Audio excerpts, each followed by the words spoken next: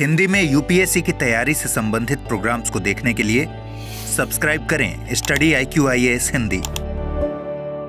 हिंदू मंदिरों को निशाना बनाया जा रहा है। इसके पीछे की असली वजह के बारे में तो अभी तक पता नहीं चला है, लेकिन अपने देश और अपने देश के आस पड़ोस में, यहाँ तक कि दूर देश में भी हिंदू मंदिरों में जिस तरीके से आगजनी और तोड़फोड़ की घटनाएं हाल के समय में देखी गई हैं, उसी के कारण आज की इस विशेष चर्चा में हम लोग इस टॉपिक पर बातचीत करेंगे। आइए चर्चा की शुरुआत करते हैं, जहाँ एक तरफ अभी हाल ही में अमेरिका में न्यूयॉर्क और देन फिर कैलिफोर्निया में कुछ हिंदू मंदिरों में तोड़फोड़ की घटना देखी गई, वहीं दूसरी तरफ मणिपुर में कल ही एक शिव मंदिर में आगजनी की घटना भी देखी गई, और वहीं तीसरी तरफ अपने पड़ोस में बांग्लादेश में अल्पसंख्यक हिंदुओं के साथ में दुर्व्यवहार की स्थिति, अत्याचार की स्थिति भी हाल के समय में सुर्खियों में देखी गई है।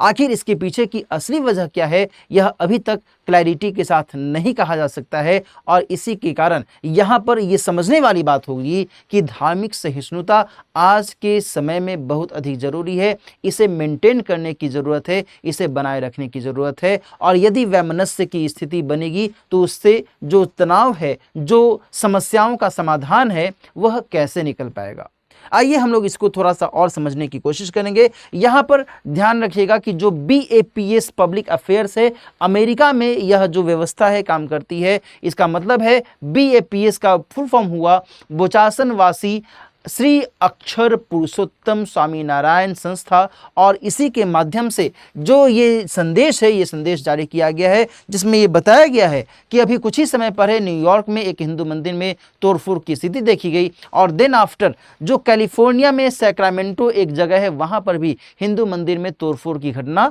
देखी गई है। यहाँ पर इस वस्तु स्थिति को भी ध्यान में रखेंगे कि आखिर ये क्यों हो रहा है, किस कारण से हो रहा है, इसके बारे में भी बातचीत करेंगे। लेकिन आगे बढ़ने से पहले मैं आपको ये भी बता दूं कि यदि आप सिविल सेवा परीक्षा की तैयारी कर रहे हैं और आप चाहते हैं कि लॉन्ग टर्म बैच 2027 के माध्यम से आप अपने GS की संपूर्ण तैयारी बहुत ही बेहतर तरीके से करें, तो आपका स्वागत है इस कोर्स के अंतर्गत, जिसकी शुरुआत हो रही है 27 सितंबर से। और इसके लिए आपको दिलीप लाइव कोड का इस्तेमाल करना है। इसके माध्यम से आप मात्र 34,999 रुपये में GS के इस कंप्लीट कोर्स का आनंद ले सकते हैं, और इसके माध्यम से आप अपनी GS की तैयारी बहुत ही धूमधाम तरीके से कर सकते हैं। तो यहाँ पर जिस महत्वपूर्ण टॉपिक के ऊपर हम लोग जिक्र कर रहे हैं, इसमें मैंने आपको बताया कि अमेरिका में कुछ हिंदू मंदिरों के साथ में एक दुर्घटना की स्थिति यानी तोड़फोड़ की स्थिति देखी गई है, और इसकी बानगी यहाँ पर इन न्यूज के माध्यम से भी आप देख सकते हैं, जिसके अंतर्गत साल 2023 में ऐसे ही एक खबर आई थी कि Hindu temple vandalised with anti India graffiti in US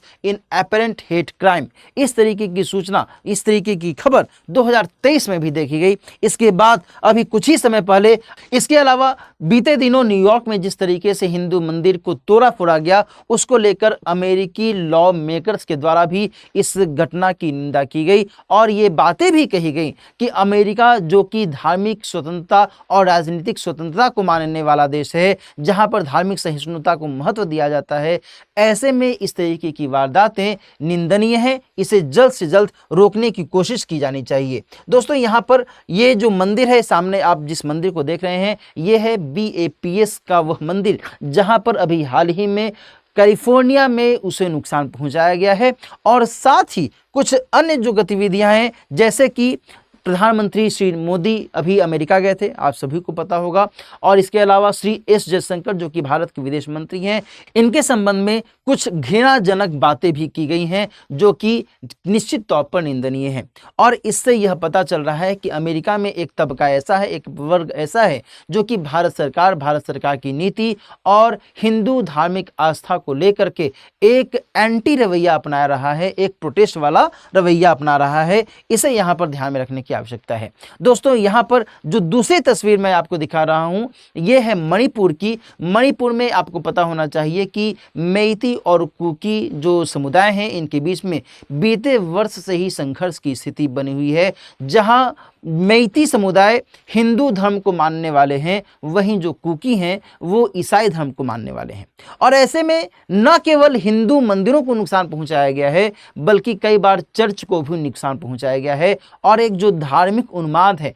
धार्मिक टकराव है, धार्मिक घृणा है, ये वर्तमान में अपने देश में भी यहाँ पर जो मणिपुर की स्थिति है वहाँ देखी जा रही है और इसको लेकर के भी चिंता की स्थिति सामने आती है। इसके अलावा बांग्लादेश में जो हिंदू अल्पसंख्यक हैं उनके साथ में शेख हसीना जी के भारत पलायन करने के बाद जिस तरीके से एक अत्याचार की स्थिति देखी गई है वह भी बहुत अधिक निंदनीय है। और ऐसे में यदि हम टोटलिटी में बात करें तो वस्तु स्थिति यह दिखती है कि एक धर्म को टारगेट करके या फिर किसी भी धर्म को, चाहे वो हिंदू हो, मुस्लिम हो, सिख, ईसाई, जैन, बौद्ध, पारसी, व्हाटएवर जो भी धर्म हो, यदि किसी भी धर्म को आप टारगेट करते हैं, किसी भी धर्म को आप नुकसान पहुंचाने की कोशिश करते हैं तो इससे समाज में जो एक धार्मिक भाईचारा है, धार्मिक सहिष्णुता है, उसे नुकसान पहुंचता है। और ऐसे में हम सब का विकास कैसे होगा, ये एक प्रश्नवाचक चिन्ह के तौर पर उभरता है। तो इस मद्देनजर यहाँ पर यह जो टॉपिक है, ये टॉपिक दोस्तों ध्यान रखिएगा कि ये टॉपिक यह दर्शाता है कि हमारे समाज में जो धार्मिक उन्माद की भावना हाल के समय में देखी गई है, इसे सरकार के स्तर पर, गैर सरकारी गतिविधियों के स्तर पर और साथ ही समाज के स्तर पर सुधारने की जरूरत है। यदि धार्मिक आस्था के साथ यदि हम खिलवाड़ करते हैं तो फिर हमारे समाज के विकास में एक और अधिक अड़चन की स्थिति सामने देखी जा सकती है। इसलिए न केवल अपने देश में बल्कि विदेश में भी, जैसा कि हम लोगों ने बातचीत की कि अमेरिका में जिस तरीके से हिंदू मंदिर में तोड़फोड़ की घटना देखी गई, हिंदुओं को यहाँ तक कहा गया कि हिंदूज गो बैक, आप यहाँ से वापस चले जाओ, है ना। भारत के प्रधानमंत्री और विदेश मंत्री के अगेंस्ट में अपमानजनक बातें लिखी गई। ये जो स्थितियां हैं, ये स्थितियां बेहतर समाज को तो इशारा नहीं करती। इससे यह स्पष्ट होता है कि कहीं ना कहीं जो एक मन में कुंठा की भावना है वो किसी न किसी वर्ग में उभरती रहती है, जो कि समग्र विकास में अड़चन की तरह काम करती है। तो ऐसे में इस वस्तु स्थिति को ध्यान में रखने की आवश्यकता है और इसके मद्देनजर हर स्तर पर सार्थक प्रयास, सकारात्मक प्रयास करने की जरूरत है ताकि किसी भी वैमनस्य को जल्द से जल्द समाप्त किया जा सके। आज की चर्चा हम लोग यहीं पर समाप्त करते हैं। इसके अलावा एक बार फिर से मैं आपको बता दूं कि यदि आप मुझसे जुड़ना चाहते हैं, आपकी कोई क्वेरी है, आपका कोई सवाल है, तो आप मुझसे इस मेल आईडी के माध्यम से संपर्क कर सकते हैं। साथ ही आप मुझसे टेलीग्राम आईडी के माध्यम से, टेलीग्राम चैनल के माध्यम से भी जुड़ सकते हैं। आप इसे सब्सक्राइब कर लीजिए और इस पर मैं अपने जो भी वीडियोज़ हैं वो मैं सेंड करता रहता हूँ ताकि आप इसको बाद में भी रिवाइज कर सकें। दोस्तों, इसके अलावा फिर से मैं आपको बता दूँ कि यदि आप सिविल सेवा परीक्षा की तैयारी करना चाहते हैं, 2027 या 2028 के लिए आप टारगेट लेकर के चल रहे हैं, तो आप इस लॉन्ग टर्म बैच का हिस्सा बन सकते हैं, जिसके माध्यम से आप जीएस की संपूर्ण तैयारी हमारे साथ मिलकर के कर सकते हैं। 2027 की इस बैच के लिए आप दिलीप लाइव कोड का इस्तेमाल कीजिए। इसके माध्यम से आप मैक्सिमम डिस्काउंट के साथ इस बैच को ज्वाइन कर सकते हैं। मात्र 34,999 में जीएस का यह बैच आपका इंतजार कर रहा है। मिलते हैं किसी और टॉपिक के साथ। अपना ख्याल रखिए। All the best. हिंदी में यूपीएससी की तैयारी से संबंधित प्रोग्राम्स को देखने के लिए सब्सक्राइब करें स्टडी IQ IAS हिंदी।